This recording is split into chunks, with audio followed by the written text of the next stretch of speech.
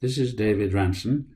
Welcome to our webcast for the month of March 2020 with comments on the coronavirus effect on financial markets and the broader topic of the effects of surging and subsiding uncertainty on the economy and stock market.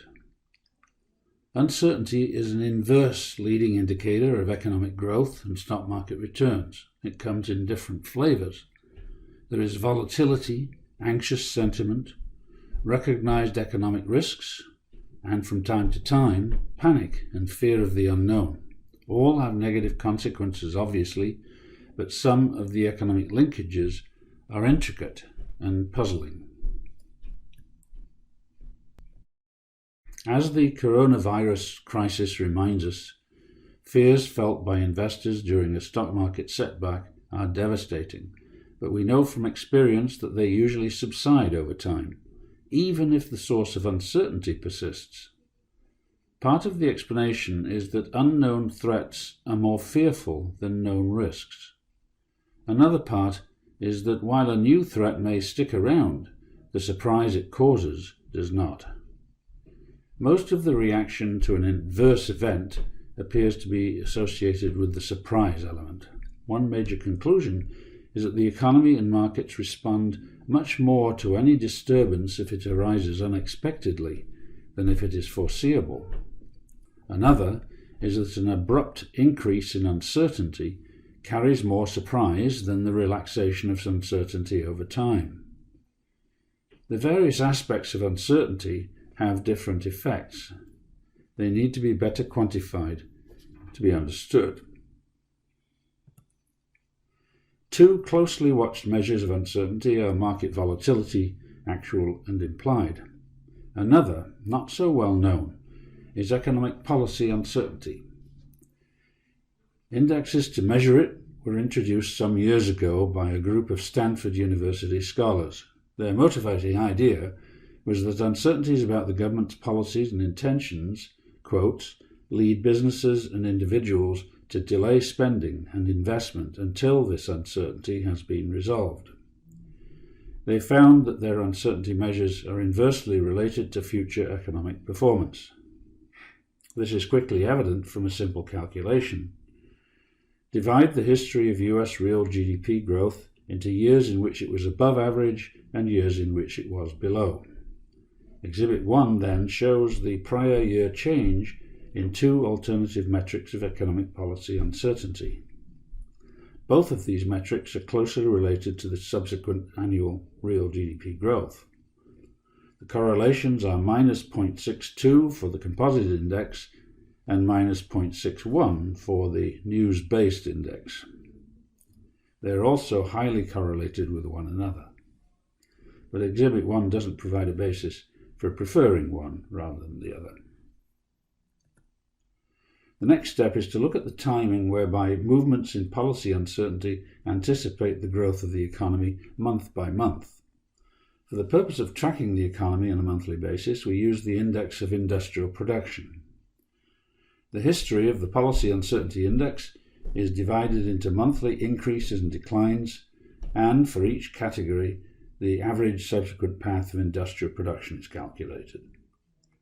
The chart confirms that the consequences of changing uncertainty play out over at least a one-year period. But something is odd about this picture. While the implications of a large increase in the uncertainty index, the red line, are strongly adverse, the implications of a large decline, the blue line, appear to be weak and apparently not even positive.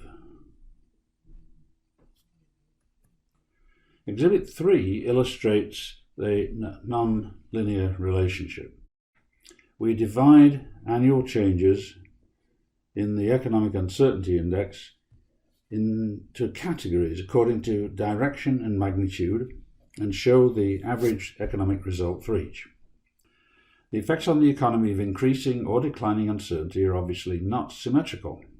The explanation may be that jumps in investor anxiety are not predictable and may have a shock effect, but a decline in investor anxiety follows naturally after it has been elevated and is no surprise. Thus, in anticipating economic growth, increasing uncertainty counts, but declining uncertainty doesn't. If this asymmetry were to be ignored in drawing implications for subsequent growth, it would skew forecasts badly. The economy's weakness would be underestimated when sentiment deteriorates, while its strength would be overestimated when sentiment improves. Many of the same indicators that anticipate economic growth imply an outlook for the stock market. Exhibit 4 tests whether policy uncertainty affects stock market performance and the symmetry of the correlation. There's certainly an inverse annual relationship between movements in policy uncertainty and subsequent S&P returns. But when the history of the uncertainty index is analysed by categories according to direction and magnitude of change, the results are telling. The pattern is similar in shape to what the previous exhibit showed for real GDP, but more dramatic. Again, we surmise that jumps in investor uncertainty are not predictable and therefore have a shock effect, whereas the declines in investor anxiety that follow are no surprise. Increasing uncertainty affects stock prices, but declining uncertainty doesn't count. Someone who wrongly assumed that the market's responses were symmetrical would get distorted predictions.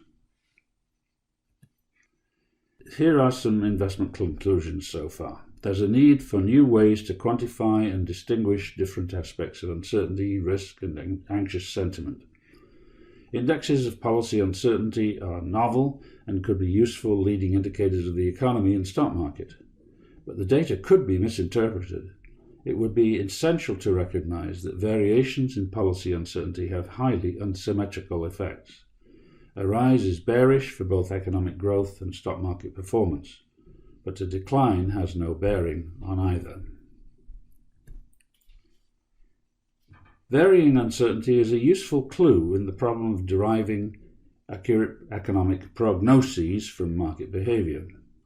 Practically everyone interprets the level of stock prices as a measure of economic confidence, and that's understandable, but the market is notoriously prone to issuing false alarms of approaching recession, a problem which has persisted, possibly worsened, into the present era of V-shaped market hiccups. As economics nobelist Paul Samuelson used to joke, the stock market has forecast 9 of the last 5 recessions. But to trivialize the stock market's role as an economic indicator would be a huge mistake. The problem is that at one and the same time, the market is pricing two different things.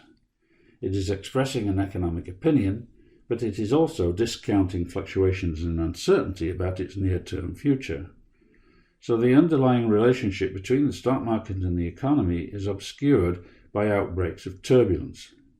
These may be unrelated to the economic information that the market is assumed to be pricing. The consistently growing economy of 2019 was a revealing example. Forecasters were severely challenged in December of 2018 when a stock market sell-off brought another wave of bearishness into economic debate.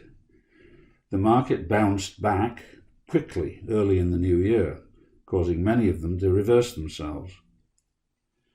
We can do better than this if we stop relying nakedly on the stock market as a leading indicator of recessions. The challenge is fascinating because the market consistently prices changes in expected volatility at the same time that it is emitting its economic signal. Taking this into account, we can see why the turbulence of late 2018 didn't significantly slow the economy down. Ups and downs in the VIX index produce downs and ups in the market. At unpredictable intervals, the market suffers an attack of the jitters. Prices plunge, sometimes very deeply. But many investors recognize that these sell-offs tend to be followed by proportionately energetic recoveries. The US was hit by 3 such episodes in 2018, at the end of January, at the beginning of October, and again in the first few days of December.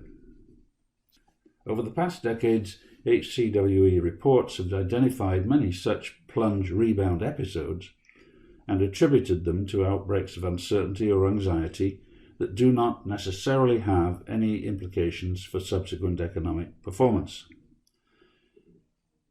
When elevated, the VIX index of implied volatility is norm-reverting. Typically, it jumps and then subsides, while symmetrically and simultaneously the market plunges and climbs back. Plunges and climbacks in the S&P 500 during these episodes are rough mirror images of the behavior of the VIX. The inverse correlation between monthly movements in VIX and the S&P is illustrated in Exhibit 6.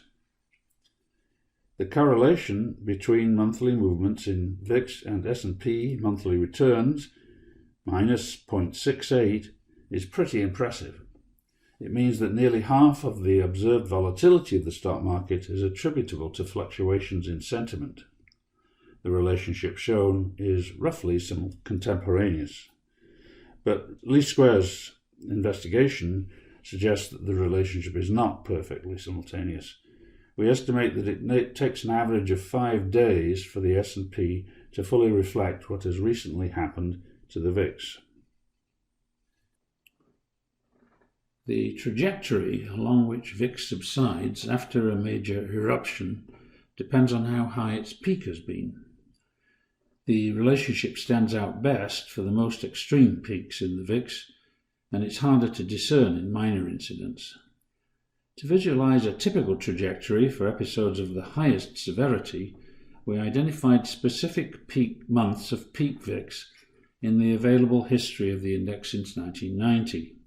In Exhibit 7, we then monitored what happened to the market and how the situation evolved. Clearly, the more volatility has dropped from its peak, the more slowly it continues to fall back. The norm towards which VIX tends to revert is not its historical average. It's the unexcited state of the market in which implied volatility is low. Whether the inverse relationship between VIX and the S&P is a straight line is another question. It's not immediately obvious, but least squares work shows that it's not. The S&P is substantially more sensitive to an increase in VIX than to a decline, and the difference is highly significant.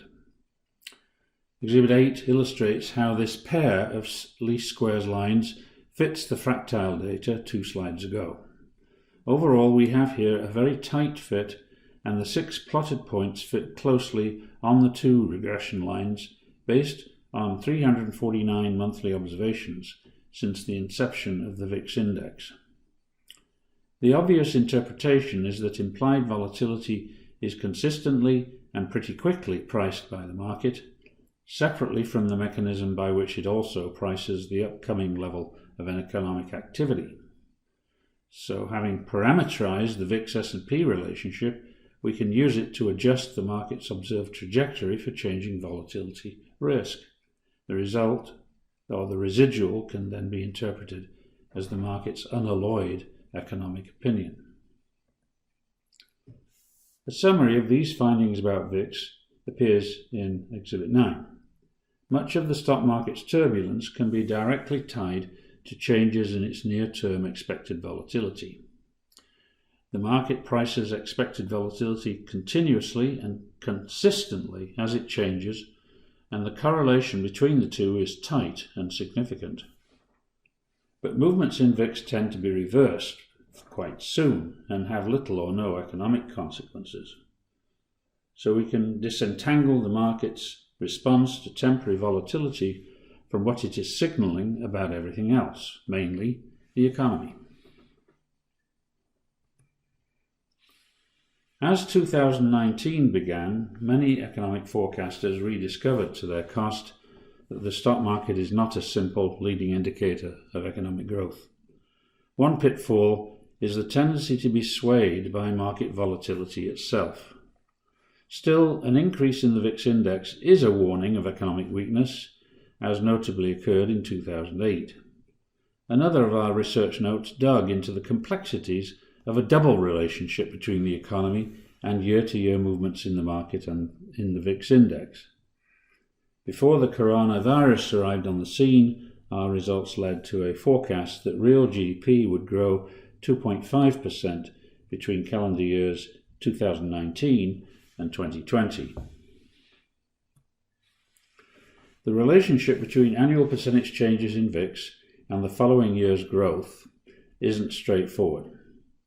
VIX correlates with the subsequent year's real GDP inversely almost as closely as S&P performance does, but it is not a simple leading indicator either. This relationship, though strong, isn't linear. Like the index of economic uncertainty, VIX has far more influence on the economy when it rises than when it falls. This can be seen clearly in the bar chart in Exhibit 10. We divide the history of annual percentage changes in the VIX index into quartiles, and then average the following year's real GDP growth in each quartile. The chart is reminiscent of Exhibit 3, where we saw a similar unsymmetrical relationship with policy uncertainty. Economic growth is vulnerable to an increase in VIX, but there's no evidence of a boost to growth from a decline in VIX. The interpretation would be that while increases in uncertainty or investor anxiety are a powerful drag on the economy, there is no compensating reversal of the drag when anxiety subsides. That would be because a decline in anxiety is inevitable and certainly not a surprise. In other words, it seems that VIX has useful predictive power only when it's on the rise. Stock market collapses, including the coronavirus meltdown, are associated with spikes in a number of fear-related financial price indicators. Apart from the VIX index, these include the price of gold, long T-bond prices, or inversely their yields, credit spreads, and of course the stock market itself. It's widely understood that stock market capital seeking safer havens will boost the prices of gold and T-bonds, and corporate credit spreads are a measure of perceived risk in the relative prices of bonds. So all four indicators, for different reasons, reflect the fear that grips stock market investors in a crisis like this. Exhibit 11 shows how long government bond yields in major countries fluctuate together week by week. Yields turned around everywhere together in early March, a couple of weeks before the stock market found its bottom. Each fear indicator, including the stock market itself, has reached a turning point on a slightly different day. Gold peaked on March the 6th, T-bonds troughed on March the 9th, that is, their yields troughed, and VIX peaked on March the 16th. At this writing, the stock market appears, tentatively, to have bottomed on March the 25th. Exhibit 12 traces how these indicators behaved day by day during the coronavirus crisis. Experience so far suggests that the portrayal of fear by financial markets, taken collectively, can provide vital warning a week or so in advance of the time at which the stock market will bottom.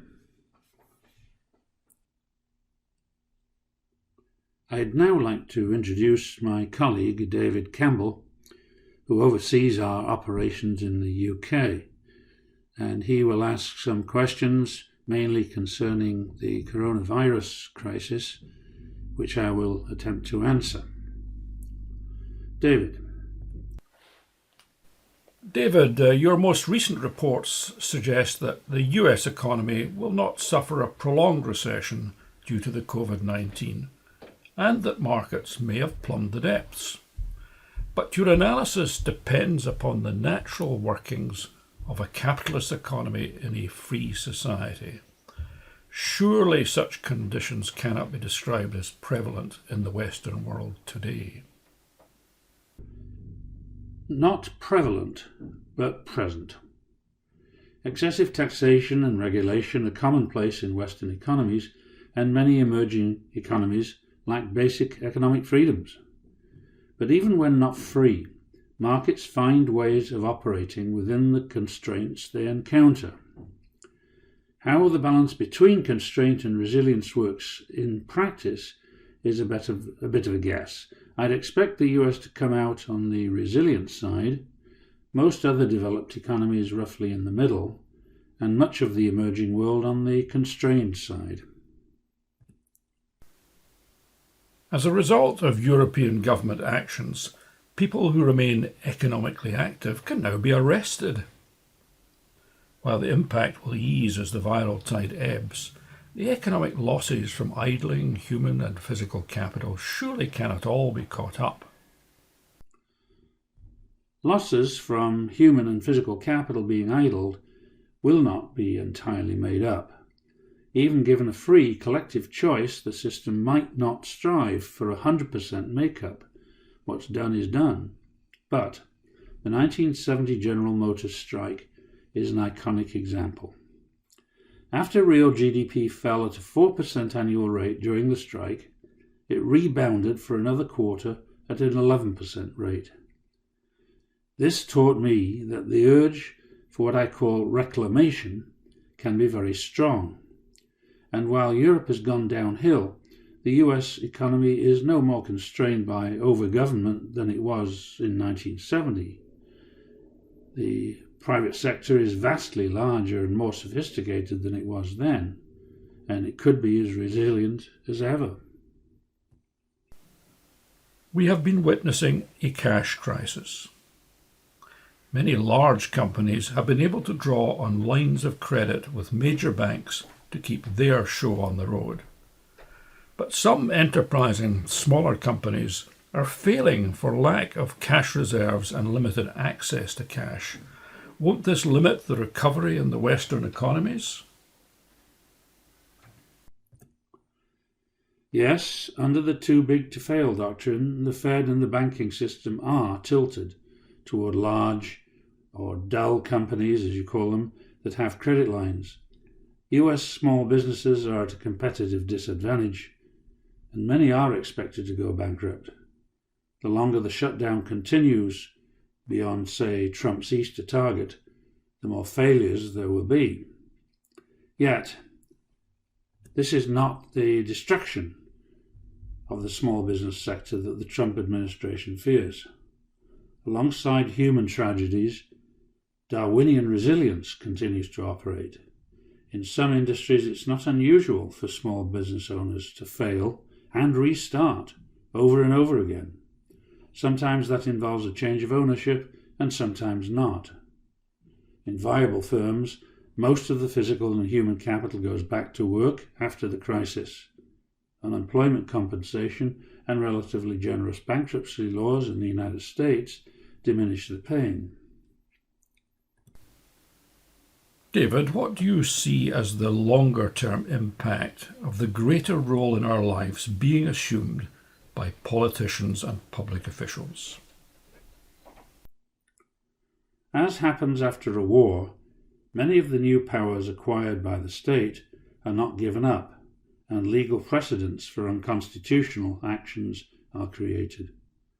Government grows, and private sector growth slows. The resilience of the system declines.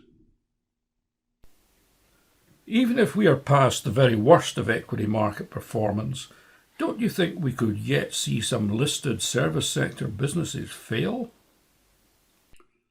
Yes, but again, I see human pain, but not so much economic loss in the failure of business firms, large or small. If a business wasn't viable, bankruptcy will be the end of it. If the business was viable, it would be restarted by old or new owners with whatever capital they can bring to the table. Gold took a somewhat surprising price hit in the dash for cash. This has now turned. Do you think gold could be headed for $2,000 or more? The dash for cash could explain the retreat in the price of gold, and if it is over now, it could explain a new advance. If gold rises another few dollars, it'll surpass its crisis peak. Beyond that, the role of gold as a safe haven will influence its price. As other fear indicators of the capital markets subside, gold prices may decline again. Well, thank you, David, for your questions. Finally, I'm going to mention several topics which will appear in future publications and on which work has already begun. One is the development of a composite indicator of fear, that is, an index of fear indicators to anticipate bottoms in the stock market. Another is to rethink the outlook for oil prices. Thirdly, are TIPS and C-grade corporate bonds polar opposite assets, as initial evidence suggests that they might be? And fourth, 7 decades of recession signals from credit spreads. At that stage, I'd like to thank you for listening to our webcast this month, and our next client webcast will be on May 2020. I look forward to then. Thank you.